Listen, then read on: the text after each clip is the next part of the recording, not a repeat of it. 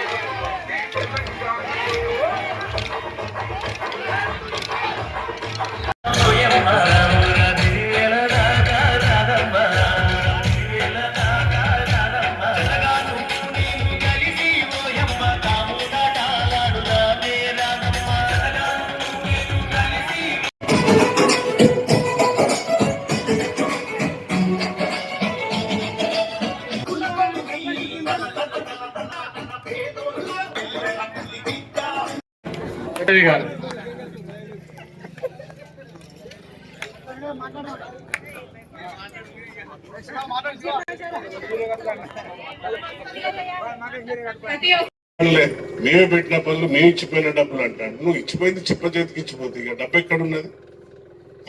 అసెంబ్లీలో తెల్ల కాగితం వైట్ పేపర్ ఇచ్చిపెట్టింది, అయినా కూడా ఇంకా బుద్ధి వస్తలేదు. ఆ దురహంకారం, ఆ చిట్టి దొర తిల్లుగాడు వాడి ఇష్టం వచ్చినట్టు మాట్లాడుతున్నాడు. మళ్ళీ హరీష్ రావు నోరుతే అబద్ధాల అంబాసిడర్ ఎవరు అంటే బిల్లా రంగాలు ఇద్దరు బావబామ్మలు. అబద్ధం చెప్పుట్లో నెంబర్ 1. దానికి తోడు ఇక్కడ మన పెద్ద ఆయన స్టార్ట్ అయ్యింది. ఎందుకంటే రెస్పెక్ట్ ఉండే మొన్నటి వరకు నాకు కూడా మర్యాద ఉండే. ఎందుకంటే అందరు దయాన్న అని పిలుస్తారు. నేను కూడా ఉద్యోగంలో ఉన్నప్పుడు ఎమ్మెల్యేగా మినిస్టర్గా ఉన్నప్పుడు నేను పనిచేస్తున్నాను. ఆ రెస్పెక్ట్ ఉంచుకోవాలి కదా.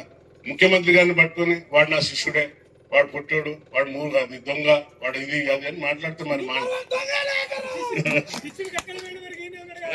శిష్యుడేమో ముఖ్యమంత్రి. నేనేమంటున్నా దయాకర్రావు గారు, మీరు మీ హోదాకు తగ్గట్టు మాట్లాడాలి. ఇంకా మేము మర్యాద ఇస్తున్నాం, మా కార్యకర్తలు కూడా మర్యాద ఇస్తున్నాం. ఎందుకంటే నేను ఒకవేళ ఒక చిటికేసి సైగ చేసిందంటే ఊర్లోకి వెళ్ళి తరిగి కొడతారు కార్యకర్తలు, మా వాళ్ళు సైనికులు. కానీ నీ మర్యాదను దాపుకొని మాట్లాడు, మర్యాద దాచుకో. మా అమ్మ నాకు సంస్కారం నేర్పింది, నా బడి నన్ను సంస్కారవంతంగా తీర్చిదిద్దింది. ఆ సంస్కారం విడిచి నేను నీలాగా నేను మాట్లాడాను. మేము కేసీఆర్ను కూడా గౌరవిస్తాం, ఎందుకంటే 2 సార్లు ముఖ్యమంత్రి చేశాడు. ముఖ్యమంత్రి అనే హోదాకు మనం రెస్పెక్ట్ ఇవ్వాలి, గౌరవం ఇవ్వాలి. కానీ ఈయన పట్టుకొని వాడు వీడని మాట్లాడతాడు. వాడు టిల్లుగాడేమో నువ్వు మొగోనివేనా, మొగోనికి పుట్టినవా, మొగలాగా పుట్టినావా అంటే మిమ్మల్ని తొక్కే కదా అక్కడ వచ్చింది కుర్చీకి. ఇంకా ఇక దానికంటే మొన్న జూబ్లీస్ నేను కూడా పోయినా ఇన్ఛార్జ్గా. నేను వెంగళరావు నగర్ పోయినా. వెంగళరావు నగర్ ఇన్ఛార్జ్ ఇచ్చిండు. అక్కడ సుమారుగా ఒక 24 బూత్లు 30 బూత్లు ఉండే, దానికి ఇన్ఛార్జ్గా పోయినా. 5,000 మెజార్టీకి పై చిలుకు తీసుకొచ్చినాక మరి ఎంతగాని మొగతని ఏం కావాలి చెప్పి, కానీ ఇంకేం రూఢ చేయాలి, ఏం రూఢ చేయాలి నీకు. కాబట్టి దయచేసి ఈ మాటలు ఈ కోటలతో కాదు, అబద్ధ ప్రచారాలు వద్దు, నిజం మాట్లాడండి. కాంగ్రెస్ ఏం చేసింది, ఏం చేయలేదు, ఏం చేయబోతున్నాం మేము చెప్పుకుంటున్నాం. మేము చీరలు ఇచ్చినాం, దానికి నిదర్శనం మా అమ్మలు అందరు చెల్లెలు సంఘం, మహిళా సంఘాలు అందరూ కూడా చీరలు కట్టుకొని కనబడుతున్నారు. ఇవాళ వాళ్ళే అంటున్నారు, చాలా మంది. మేమేదో చెప్తలేం, మీరు చెప్పండి అని. వాళ్ళే చెప్తున్నారు, అమ్మలు చెల్లెలు చెప్తున్నారు చాలా చక్కగా ఉన్నది అమ్మ చీర అన్నా బాగుందని. వాళ్ళు ఈవెన్ రీల్స్ తయారు చేసి వాళ్ళు ఇన్స్టాగ్రామ్లలో, వాట్సాప్లో, ఫేస్బుక్లో వాళ్ళే పెడుతున్నారు. మరి ఆ కళ్ళు కనబడతలేవా? ఏమైనా మీరు ధృతరాష్ట్రులా గుడ్డలు కట్టుకున్నా లేక గుడ్డోళ్ళ? మొన్ననే మనకు వడ్డీ లేని రుణాలు ఇచ్చింది. ఎన్నోనేమో సంఘాలు ఇక్కడ రుణాలు ఇచ్చినావా లేదా? ఇచ్చినాం కదా అమ్మ. మరి ఇన్ని రోజులు 10 ఏళ్ళు ఇచ్చిందా వడ్డీ లేని రుణాలు? ఎక్కడ పోయింది మరి? ఉచిత బస్సు ప్రయాణం ఇస్తే దాంట్లో మేళ్ళ ఇవాళ వచ్చినాయా లేదా? ఒకవేళ ఎవరికైనా రాకుండా కూడా మా చదువుకున్న తమ్ముళ్ళు ఉన్నారు కాబట్టి మీరు మీ సేవ కాడ పోయి అప్లై చేయండి, సర్పంచ్ గెలిపించుకోండి.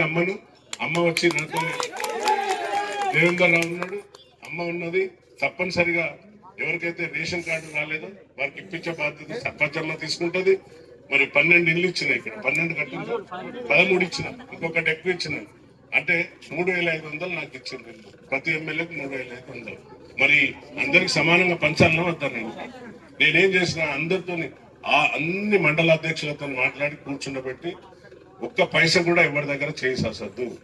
మా కార్యకర్తలను కూడా అడిగిన, ఇందిరమ్మ కమిటీలు వేసినప్పుడు కూడా చెప్పిన, ఎవరన్నా కానీ ఒక 10 రూపాయలు అడిగితే మాత్రం శ్రీకృష్ణ జన్మస్థానానికి పంపిస్తా అన్న. అంటే ఏంటి శ్రీకృష్ణ జన్మస్థానం అంటే?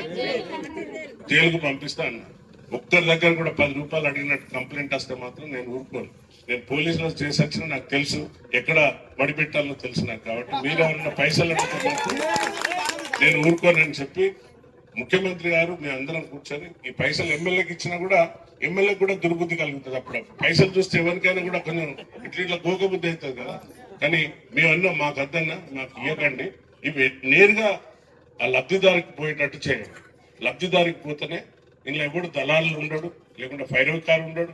ఎమ్మెల్యేకు నేనే ఎమ్మెల్యే మనిషి అని వాడు 10 వీడు 10 అందరు దుబ్బి పాపం వాళ్ళకు ఇల్లు కట్టుకోకుండా అవుతుందని క్యాబినెట్ లో డిసిషన్ తీసుకుని ఇప్పుడు తల్లులందరిపై ఎవరు కట్టుకున్నారు